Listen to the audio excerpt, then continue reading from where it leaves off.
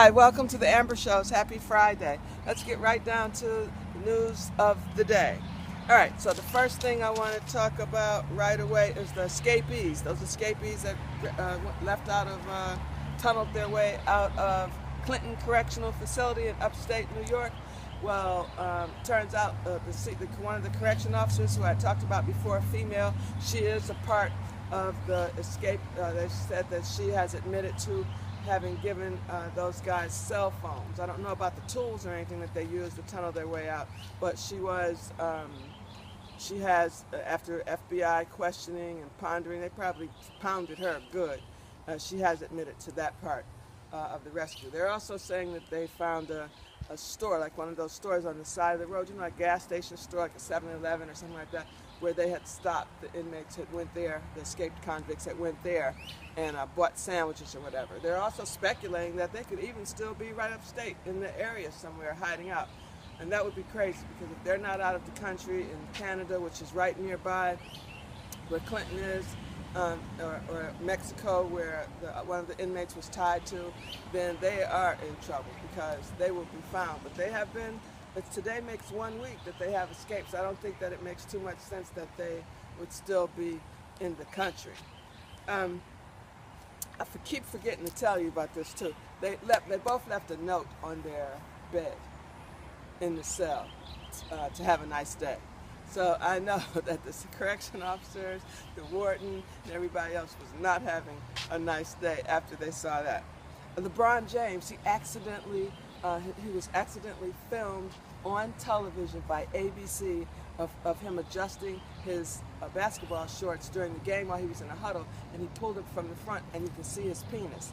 Now when I first heard it today, I heard it on the Ricky Smiley show early this morning, and Gary, who spilled the tea on the show, likened LeBron James's penis to a baby dick. Okay, so that's when I had to get on the case so I could see for myself. Well, if you go to YouTube and just put in a LeBron James accidental penis exposure, it will come right up, and you can check it out for yourself. It didn't look like too much like a baby penis. It looked small, only because, first of all, it was relaxed. It's in a huddle. It wants to make sure it protects itself while playing a basketball game, and he was just trying to move it over. So it can't be so much of a baby, because if it was a baby penis, he wouldn't even have to adjust it. Anyway, he wasn't just adjusting his shorts, he actually adjusted his penis, I guess, to get it out of the way. So, if anybody wants to see LeBron James' penis, and you can look for yourself right on YouTube. Okay, now, you know, you can say something hurtful that only takes 10 seconds, but 10 years later, that person still feels the wounds. So be careful what you say to other people, but when you're expressing yourself and you're upset or you're mad about something, especially to those closest to you. I saw some replies about that when I talked about that, and when that was said, and a lot of people were saying, well then, you know, a lot of times you say things you don't mean when you're mad, and you say it maybe when you're drunk. You could be mad. It's like drunk texting or drunk dialing or whatever, and then pull your big panties on and just get over it if you really love the person, or if they ask for forgiveness and they apologize, just forgive it and get over it. Don't hold it in your head forever. So that could be true as well, but then there are those who will keep that and hold on to it forever. So be careful what you say. Now, also, for the NAACP, supposedly has some kind of little scandal going. Rachel Dolezal, she's a black NAACP leader. Well, it turns out she's not black after all. She's white. She's been pretending like she was black. I don't see what the big deal is. They've got this big controversy about it. Who cares? The NAACP is old and outdated anyway. And also, white people founded the NAACP. So who cares that she's white and she was pretending to be black? My stepfather, Lee Lucky, he pretended that as though he were white for years in the 50s and 60s, he said, because his mom was white, his father was black, he looked more white, and he wanted to be a businessman and an entrepreneur, and that was the only way that he could be it. He had to pass for white. And he said he told people he was black once it became popular to be black, and that was later on in the 70s, and he had already established himself and had made a good career as an entrepreneur and owning his own businesses. So I don't really get it. I don't care if she's black or white. It doesn't matter to me. How do you feel about it? I know one thing. She knows what it is to be black, and if she's been pretending to be black all this time, she knows the prejudices that come along with it, and she should be happy that she's white again so that she can get white privilege, because black privilege is not fun. Okay, in Philadelphia, a former madam, her name is Paige Victoria Winslow. She got 10 to 20 years in prison. She's called the Michelangelo of the butt injections for strippers, entertainers, transgender community.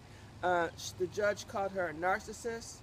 The dancer who came to her, her heart stopped after nearly half a gallon of silicone was injected into her buttocks. Around the country, women are doing this. The judge was troubled because so many women are dying now. Another girl under Winslow's care in 2011 was injected with the silicone, and she died. She was a 20-year-old college student and a stripper. She came to Philadelphia to see Winslow from London. She paid her $1,800, and she went to the airport hotel, and she brought her trade tools, which was water bottles filled with silicone, red plastic cups, needles, and syringes, and crazy glue to close the puncture wounds. Winslow apparently struck a vein when she injected the silicone in this young lady, and the cheap silicone spread to her lungs. She was dead in hours, and she had a big butt at her funeral. Okay, so Winslow has a history. She kind of laid low after that happened. Nobody told on her, and she came right back out and then injected this girl who just recently died, and now she's being convicted of third-degree murder. She said that she had pumping parties where girls would come to would have girls come over to someone else's home, like an Avon party, and they would and they have those Botox parties too. So she has the butt injection parties, where people would just give the parties at their homes, all the girls, strippers, entertainers, everything, and get their butt injected with silicone, and now so many people are dying. She also said that at her trial that she dropped some names of a celebrity, and one of the celebrities that she named was Nicki Minaj. Okay, I want to say congratulations to Rayvon Simone. She did get the permanent job on The View. I'm liking The View much better. I like the team that's on there. Nicole, I like she is a Republican, but for some reason I like her though. I like her. I like her personality. I even like how she looks. She's a nice looking lady, and you know, her politics are different from mine, but I still like her personality on The View. Whoopi, of course, is still there, Rayvon Simone, and I love Rosie Perez. So it's a good team of people there, so I would start watching it again. And they had a good show today, and I congratulate, again, Rayvon Simone from The Bill Cosby Show. She was the little 3-year-old girl I used to play on there. All right, you guys, have a wonderful day. It's burning up hot. Enjoy your weekend. Thank you always for coming to the Amber Shows.